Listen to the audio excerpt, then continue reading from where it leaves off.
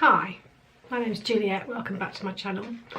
As you can probably guess from the title of this video, I've been having a bit of a tough time the last couple of months. I know I'm not alone in this. I think lots of people struggle with January and February.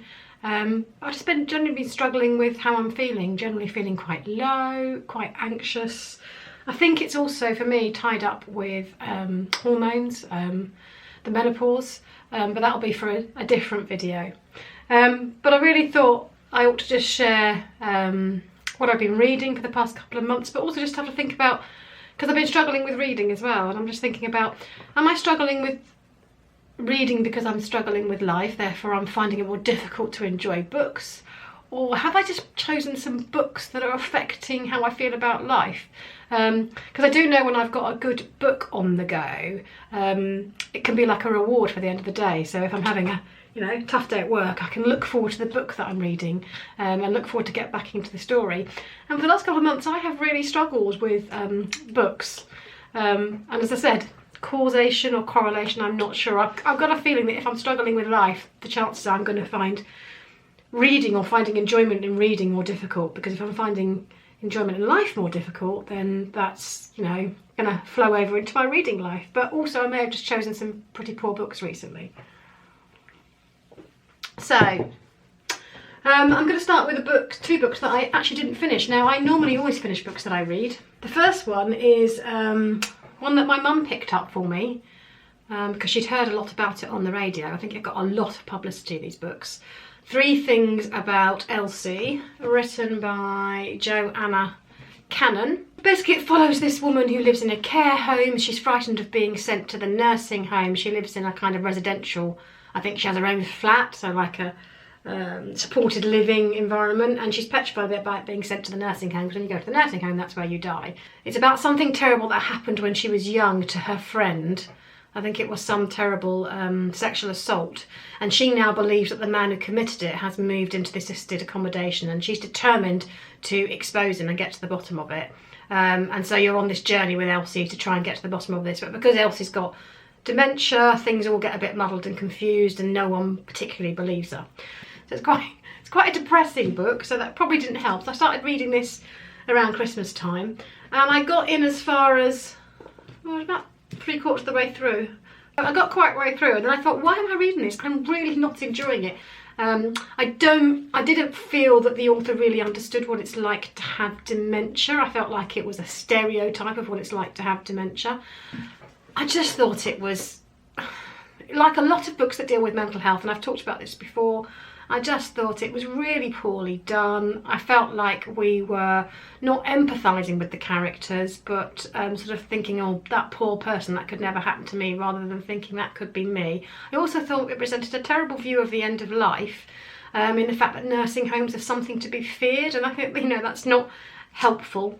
But as I said, because I am struggling at the moment with my mood and my motivation and my feelings of joy, I wonder if that's why I found this book particularly difficult. I don't think it's brilliantly written, I think it's been overhyped, but maybe my mood infected my reading of this. So I'd be interested to hear if other people have read this. What do you think of it? Am I being a bit harsh? So that was the first book I didn't finish. Another book I didn't finish, I've had this book on my shelf probably since it was published in 1997, and it's Peter Carey's Oscar and Lucinda, and I was sorting out my shelves, putting them alphabetical by author, which is behind me there, and I came across this book and I thought, oh, I've not read this, and it was a Booker Prize winner. I think it was a Booker Prize winner. And it just suddenly appealed to me, the story. It says, Peter Carey's wonderful novel of the uncared love between the clergyman Oscar Hopkins and the heiress Lucinda Leblastria is both a moving, beautiful love story and a historical tour de force, which made it one of the most popular novels ever to win the Booker Prize. Made for each other, the two are gamblers, one obsessive, the other compulsive, incapable of winning at the game of love. And again, I got 345 pages in to a 520-page novel. I just couldn't get on with the characters. I didn't sense a great love story. I don't know what it was about it. I felt the author's way of writing just kept me distanced from the characters. I didn't like either of the characters. In fact, I didn't like any of the characters in the book. Now, that doesn't often bother me. I don't have to like characters in books to be interested in the characters. And some of the best characters in books are actually despicable characters. But I didn't feel any empathy for these two characters. And actually, if this book is a love story about two characters, then I didn't care whether they were together or not. Therefore, I didn't care about the story itself. And again, is it me? Is it the fact that the way I'm feeling right now made it very difficult for me to get into the story? Or is it the writing of Peter Carey that I can't get into? Now, I haven't read any more of Peter Carey. I don't even know what else he's published. But I just couldn't finish it. And I say, it's very unusual for me not to finish books. And these are two books in quick short succession that I didn't finish. So I really can't decide whether it's, as I say, my mood or the writing.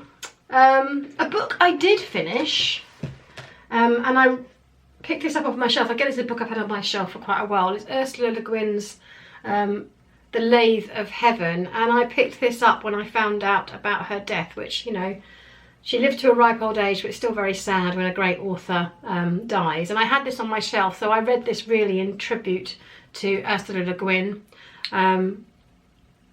It's about a man called George Orr, who in most respects is a mild and unremarkable man, but he has an ability with which he can transform the world around him. For George, dreams alter reality. His psychiatrist, William Haber, at first sceptical, cannot resist using George's powers once he sees their effects. Initially just to advance his own career, but then gaining confidence to try and change their overcrowded world into a more attractive place. I love Ursula Le Guin. She's so inventive with her science fiction, and this is a classic story of, one man's dreams are another man's nightmares, and the psychiatrist believes that he can control the dreams of George Orr and create this perfect world. But all the way through this, George keeps telling the psychiatrist, but dreams come from our unconscious, our unfiltered part of our personality. Dreams are, according to Freud, part of our id, the part of ourselves that just wants and doesn't think through the consequences of what we want. And we need our ego and superego to control the desires of our id. So unfiltered dreams in this book don't always come out the way you intended. So for example, the psychiatrist used to plant thoughts into George's head before he went into a dream state, and tell him to have an effective dream.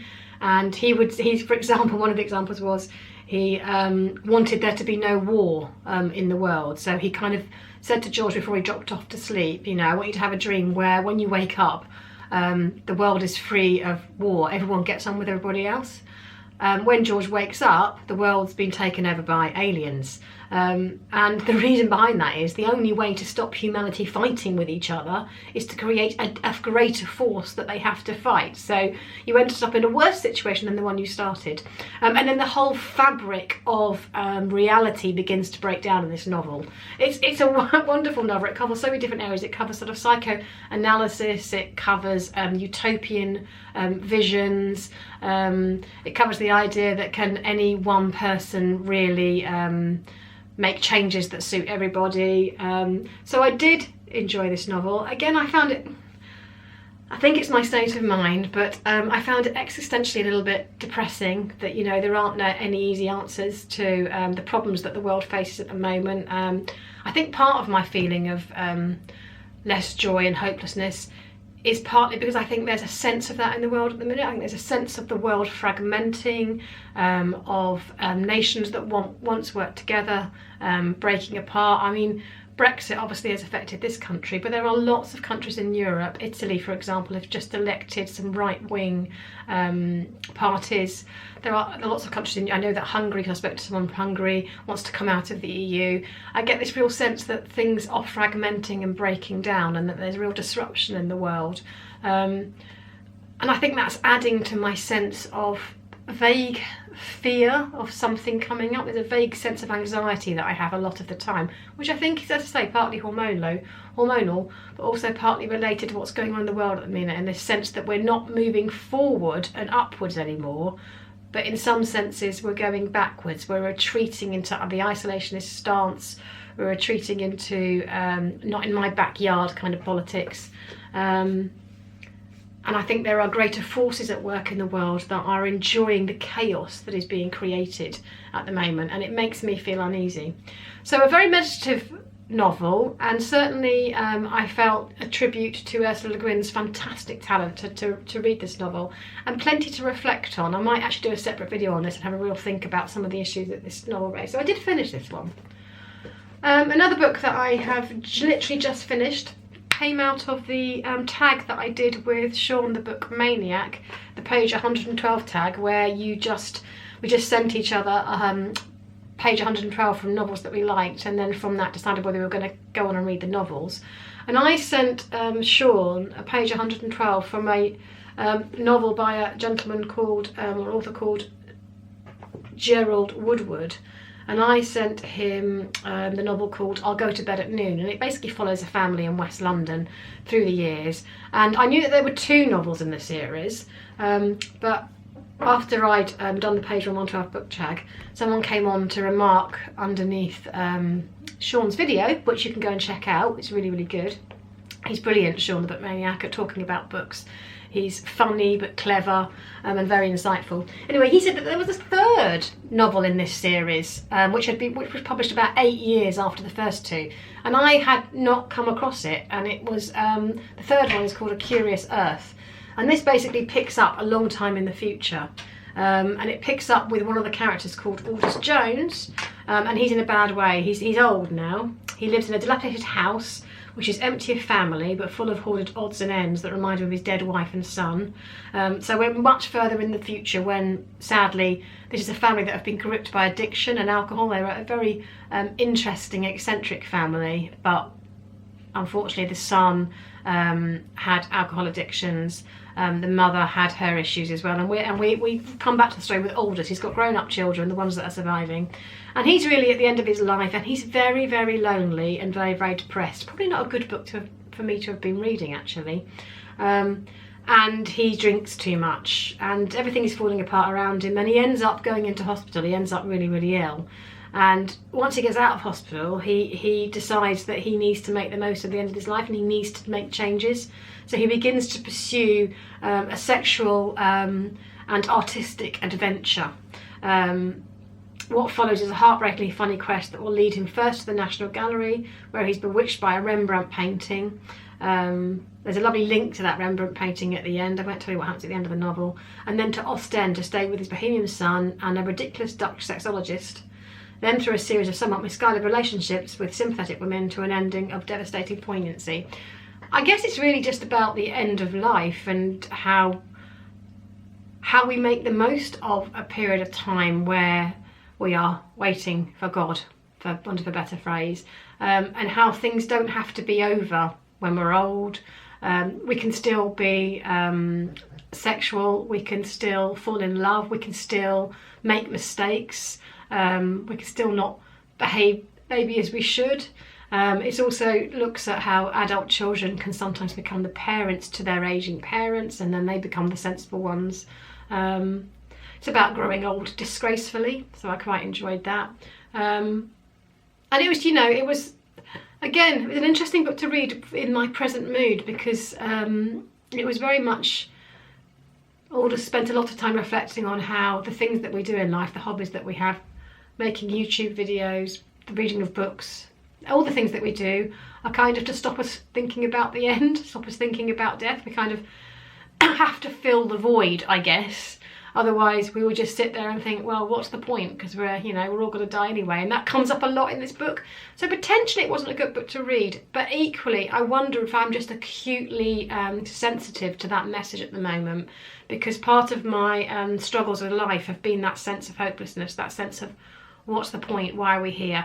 And this is very unusual for me. I am not someone that tends to feel that way. I tend to be someone that gets a lot out of life. I am generally quite an upbeat person, so I have really struggled, really struggled. And I think maybe I'm just picking up on that in novels, or maybe I just shouldn't be reading novels about the end of life and existential crisis. Having said that, I think most novels I like to read cover that to some degree.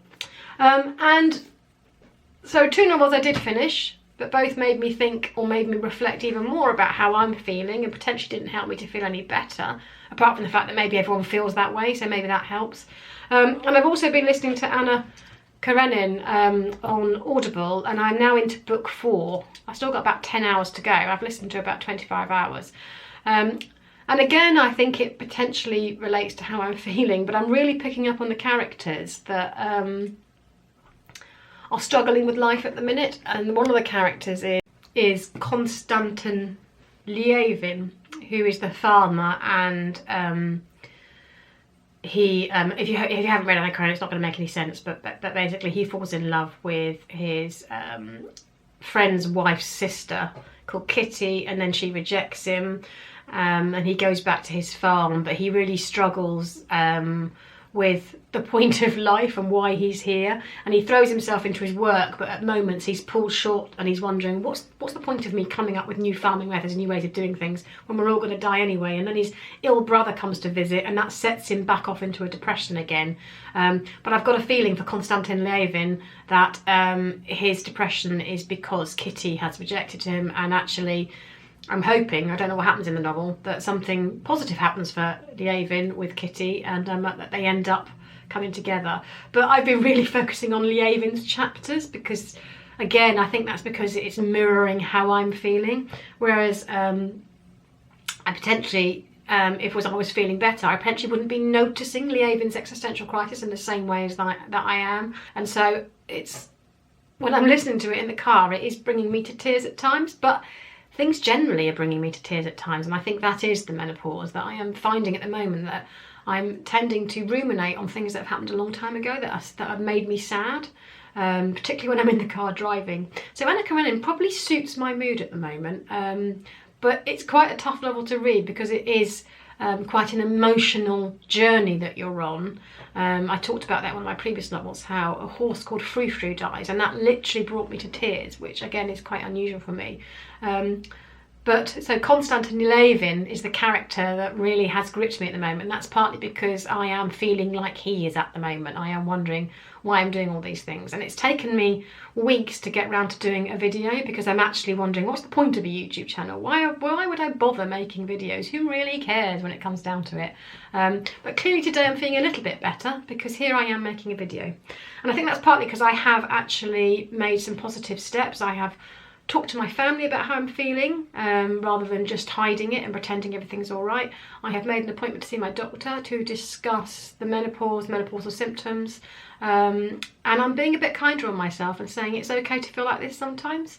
And partly that's why I'm making this video, because I want to share with other people that life's not always great, but we can still keep going and get on with things, and I've got nothing to be terribly miserable about. I am really, really lucky in my life. You know, we all have our things that we have to deal with, but still it doesn't stop you feeling bad sometimes. And I am trying every day to be grateful for all the things that I've got. And I'm also hoping as winter gives way to spring, that's going to help as well. So if you are struggling with your mood, if you have read any of the books that I've read and want to talk about them, please just leave some comments down below. And hopefully this video isn't too strange. What have I worked out? I think I've worked out that struggling with life correlates with struggling to read. So I think I find reading more difficult when I'm feeling down. But I also think struggling with life causes me to dislike some books or focus on aspects of some books that I wouldn't normally focus on if I wasn't feeling down. So actually, yes, my final thing to ask is, can anyone recommend me a good literary fiction novel that is going to make me feel better about life, more hopeful again, more like there's a point and a purpose? I would really appreciate a reading cure at this point. I know that there's various books that people turn to when they're feeling low, so if you can let me know a book that will help me to feel a little bit better, please put it down below. Thanks for watching, and I will see you again soonish, I guess. Bye bye.